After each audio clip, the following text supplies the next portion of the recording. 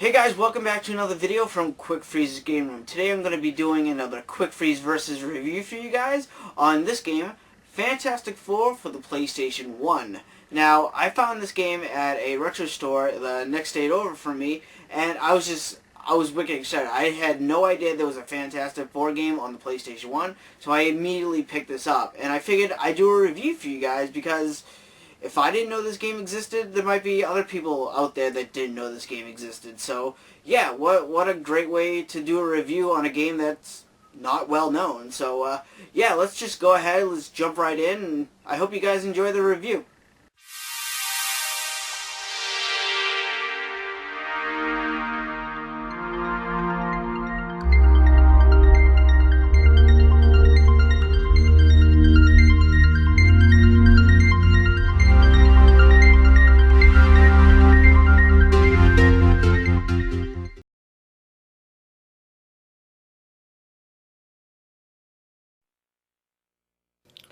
So, the Fantastic Four is a video game based off the Marvel superheroes of the same name for the Sony PlayStation.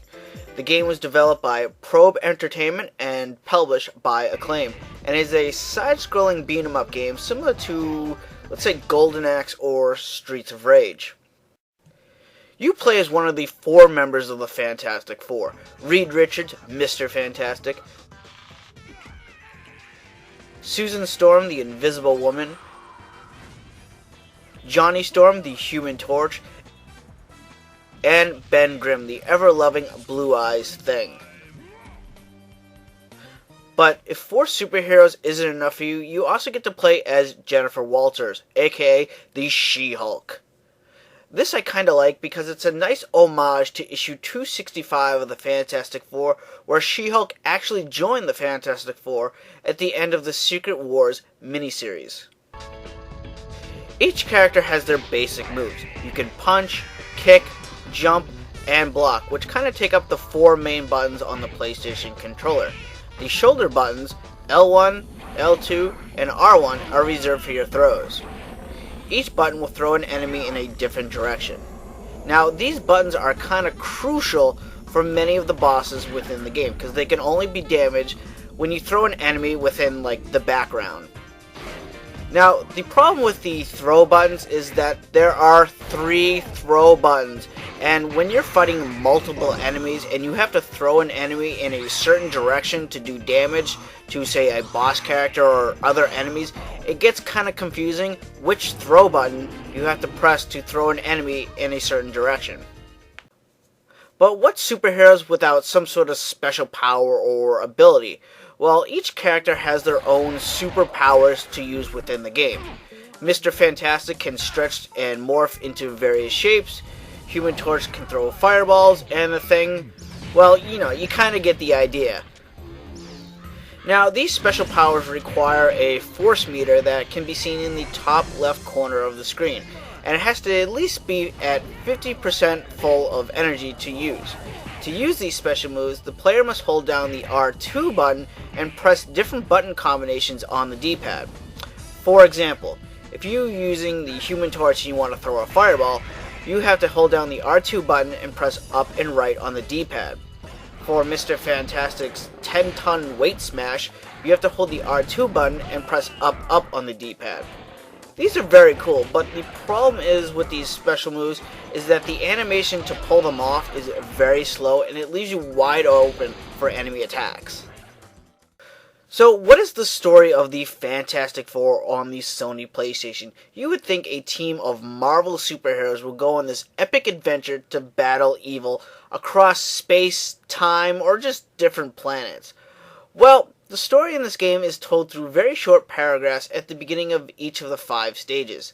And even after reading them, I still didn't really fully understand the story of this game, so I had to go to Wikipedia.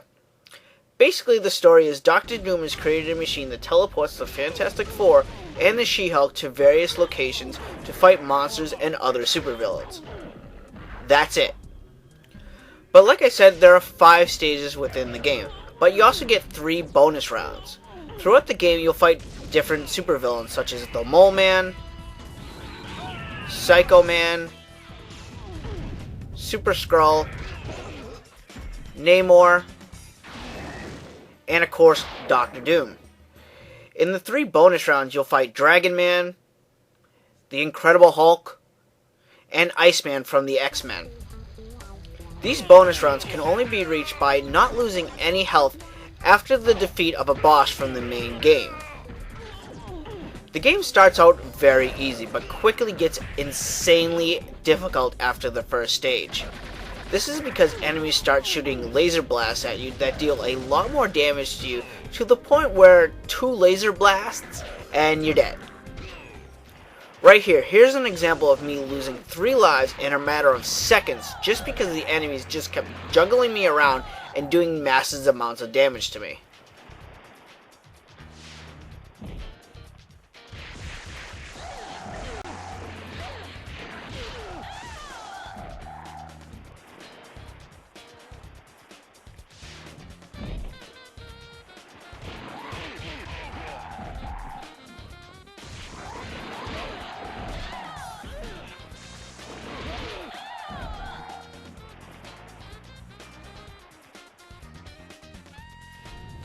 Now, there's also certain spots in the game where the foreground will actually block the action on screen, preventing you from either seeing yourself or other enemies, which could be a real pain in the neck. I don't know why they did this or why this was even a good idea in the first place.